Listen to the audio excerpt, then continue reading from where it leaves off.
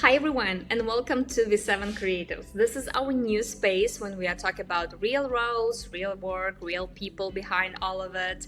And today we have a special look at the business analyst role. And please welcome our first Dariia Kucher. Hello, nice to meet you. Good, and today we will talk about what actually business analyst role really means, how it works, how it actually look day to day, and how it helps to turn clients' ideas into actually working digital solutions. If you had a chance to explain your job to a friend or a family member, like family members is like a special scope. They never know what are you doing, and they actually always asking, what are you doing, huh? So if you have to ask explain this in simple words, what does the business analyst at Viseven do, and how do you help turn clients' needs to the real solutions? So what would you say?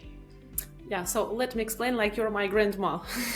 So, hello, my grandma. So, I'm working as a business analyst and I act as a bridge between clients' needs and delivery teams. So, clients usually come with different, high level ideas. Please make something beautiful. And I have to turn this, make something beautiful, into constructive, structured, doable requirements. And I have a strong overall understanding of business and its needs, and I can identify the best solution, whether it's defining product requirements or improving business processes and stakeholder interactions. And this ensures that the final digital solution meets business goals while staying compliant with pharma regulations. Maybe you can explain or maybe describe what skills do you use most in your everyday work as a BA, or maybe it is more about asking right questions. Maybe it's about more talking with the client, or maybe this is like a core here is working with the data, or maybe it's like a puzzle with all of these things. So which tool make your life easier, and what skills are you using the most? Yeah, definitely. So, firstly, communication is a core. Uh, it's like a core tool. So, stakeholder communication and requirements analysis are the most critical aspects of my role.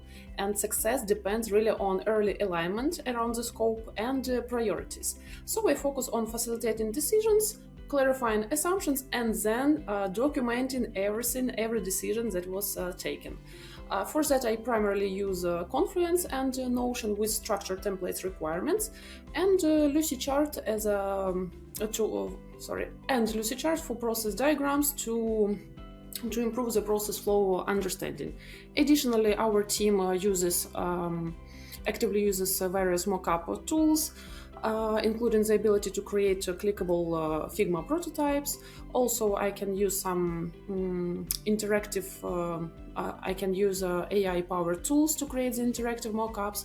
So the choice of tooling is always driven by the client needs. How did you get to this business analyst role? What actually was it straight, or it was like some mix of different experiences, and what helped you most when you started working with this really complex pharma and lifestyle projects? Yeah, you're right that my way was not that straightforward. In fact, I started in operational and delivery focused role, and that gave me really a strong understanding of how digital projects are built and maintained. And this comprehensive experience across all these different product roles allowed me to understand and anticipate almost the entire product's life cycle, as well as what matters most to each role involved. So it enables me to cover all these needs with strategic thinking and foresight. And then, having everything this as an experience, I decided to shift a little bit to more like asking the right questions, because I always enjoyed uncovering the why behind the requests. So I started to work as a business analyst. And working on pharma and life science projects really sharpened my attention to details and reinforced the importance of clear documentation, traceability, and risk awareness. And what kind of data do you work with the most often, and how do you use it to make decision, or maybe shape that to some kind of solutions, or how to, proceed with this solution to the teams and to the clients, Yeah, so mainly I work with business and usage data such as user behavior metrics, some content, performance, CRM data, and of course feedback from medical teams, because why we are working on different features, just to get their feedbacks and to make the MVP phase a real post MVP phase with clear features. So I use this data to spot patterns, validate assumptions, always combining with insights from the stakeholders, inputs and their business goals to recommend practical and implementable solutions. Looking back at your projects, maybe what early warning signals, or maybe do you have some kind of red flag that you usually watch for? Let's imagine when you see some situation and you just tell that we need to pause and fix this now. So what actually, what is that? Okay, I like this question. That's like the best question I think about, because I like to talk about red flags. So the first one and the most critical for me is a vague or constantly changing requirements with no clear ownership.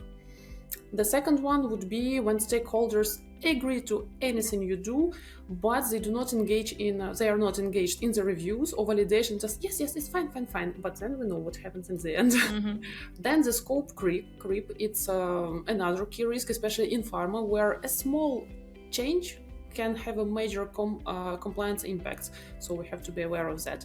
And then of course the lack of documented features, lack of agreed priorities, all this often signals future delays of work. But in such cases, it's always possible to process these changes, to propose the changes to the approaches, or process by clearly defining the responsibilities, ownership, and sequence of all actions to make this collaboration as constructive and predictable as possible. What would you advise to people who actually think about becoming a business analyst at Viseven, or who is just starting their role at this position, they work at this position? How to train themselves, or what exactly? I think maybe what to focus on. I think to focus on, firstly, just try to understand from the big pile of words the most important things, to take them out, then put aside, then think again, then analyze them, then try to find the gaps, create the necessary questions, the right questions, then return back to the stakeholder, let's say like this, ask these questions to fill in the gaps, and then create the final picture, and probably to add some diagrams or flow charts for better understanding, and then you'll see the whole picture. Thanks for sharing your experience today, and it was a great look behind the scene of what being a business analyst at Viseven, and thanks to everyone. And to everyone listening, see you the next episodes of Viseven Creators. Thank you so much for your nice questions. It really helped me to dive back into my experience. Thank you. Bye-bye. Goodbye.